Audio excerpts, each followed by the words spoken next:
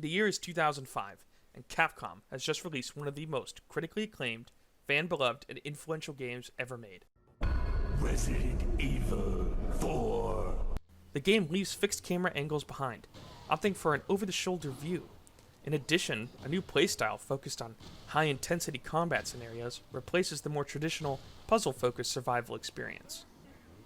The result is a game with an emphasis on thrilling, moment-to-moment combat decisions that challenges the player to act fast and think faster. Combined with incredible pacing, level design, and encounter structure, topped with a healthy helping of cheese. Where's everyone going? Bingo? The result? One of the greatest video games ever made. One that influenced the future of games as we know them. Most of this is common knowledge, however. Instead, I want to place a spotlight on a seemingly small feature which gave RE4 a unique flavor that keeps it fresh and fun even now. The contextual melee system.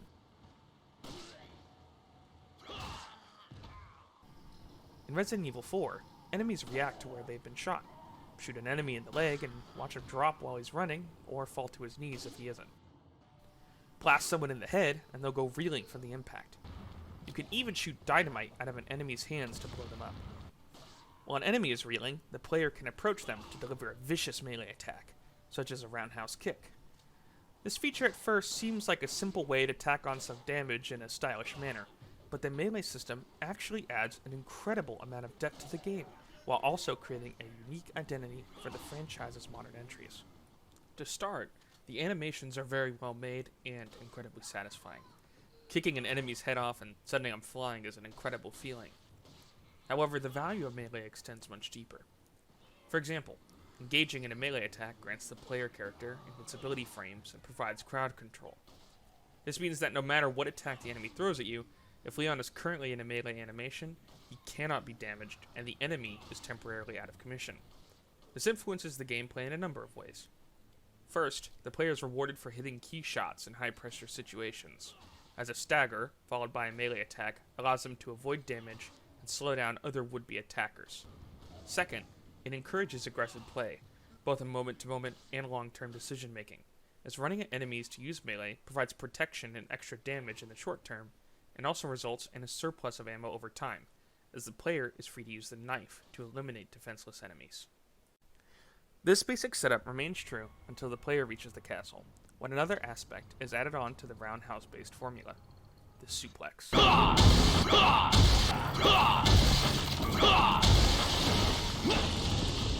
In the village, the player is only given kicks to dispatch enemies, but upon entering the castle, players will be able to kneecap cultists in order to deliver an often lethal dose of wrestling mayhem. The suplex is significantly more damaging than the roundhouse, but comes with a cost: the loss of effective crowd control and more awkward positioning. This again encourages rapid-fire decision-making, as the player must decide between eliminating pesky enemies and creating space. Keep in mind, you must still be accurate in order to do either. Ultimately, the Resident Evil 4 melee system adds a great deal of depth to the game, and is a system that unfortunately has not truly been replicated or widely approved upon, apart from one other game. Resident Evil 5. Resident Evil 5 takes everything I've said about melee up until this point and takes it to the next level. The animations are extremely impactful, even more than RE4, with each carrying incredible weight. More enemies means there's greater pressure and even more incentive to use melee in order to create space, protect oneself, and save on ammo. There are also significantly more melee attacks. Shoot an enemy in the head to have Chris unleash a brutal straight that sends enemies careening through doors, sans cranium. Aim for the legs and let loose an uppercut strong enough to counteract the Earth's gravitational pull, or step behind the enemy and crack their neck like a twig. But that's not all. Knock an enemy to the ground and stomp on them with your mighty boot. A well-aimed stomp will instantly pop an enemy's head. No need to waste excess time using the knife. Each of these melee attacks feature different damages and crowd control potential, meaning the player is given even more to consider in high-intensity battles, as they must also manage their own positioning, not just the enemies. Finally, there's the combo system.